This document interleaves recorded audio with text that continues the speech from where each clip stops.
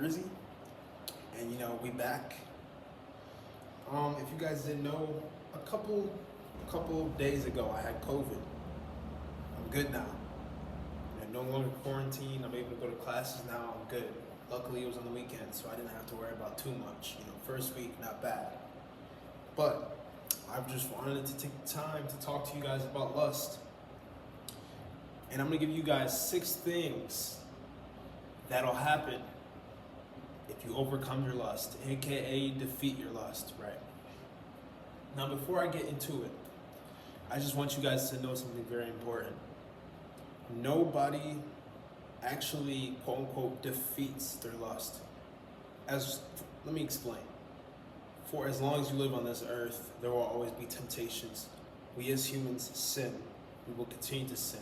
It's just the goal of having that driven purpose. It's in our nature. Naturally, we're attracted. If you're a man, you naturally have that sexual attraction, right? If you're a woman, vice versa. Same thing. You know what I'm saying?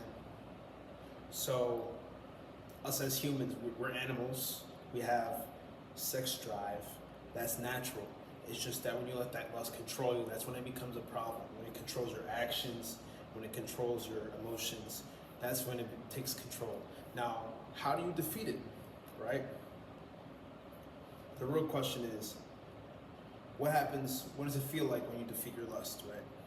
Well, you become a force in nature, untouchable. Think of it as an untouchable. You become invincible. That spiritual awareness. You can see and track lust from all over the people around you. You can tell when somebody is struggling with lust. You have that awareness. You can just feel it in the energy, the words, how they act. You make better decisions when you have more spiritual awareness because you get yourself out of really messed up situations. Number 2, you become more disciplined. Discipline is a very, very tough thing to have, especially in men and women, right? A lot of people want to be disciplined. But when you cut off that lust, it becomes almost easy to be disciplined because you're already harnessing your sexual energy, which is one of the easiest things to give out and one of the most tempting things to give out that we can have as human. So when you're able to say no, when you're able to resist that temptation, discipline is light. Number 3, better physique. Men, retaining your semen saves up that testosterone. You have more energy. Think about it.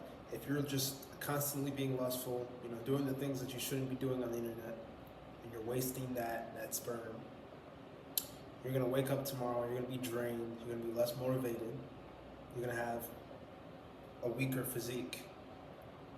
It messes with your that seed that you're giving out a piece of you, so you're slowly killing yourself. You're slowly giving out that energy that you're supposed to be used to become stronger. You know what I'm saying? You're messing up with your development is what I'm saying. It gives you better skin, okay? Like I said, if you're constantly doing that, you are what you do and you are what you eat. So if you constantly do that, that's what you're gonna become. Your skin is slowly gonna become like a dried raisin. Your skin is not gonna be good, okay? So these are a lot of things that are gonna help you. Number 4, you start to attract more people. You see, when people, let's put this in the right words. People know a lustful man, and people also know a disciplined man without even having to talk to them.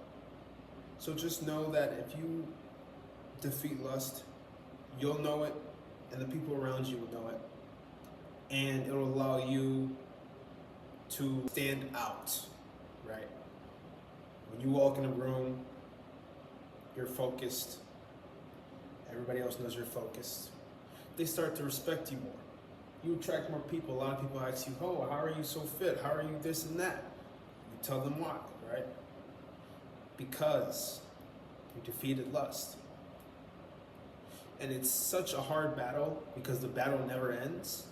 But once you're able to resist that temptation time and time again, the temptations become more obvious, they become easier, why would you stop from there? How many people do you know who start to work out, become super fit, and decide to go back to being eating unhealthy? Or how many people do you know who stop vaping, have a better life, and then go back to vaping? Once you stop, once you quit, you never go back. There's no going back once you quit, right? Once you officially quit. I'm not talking about any relapses or anything. Once you quit and you're done, and you're 1 month off, you never want to go back.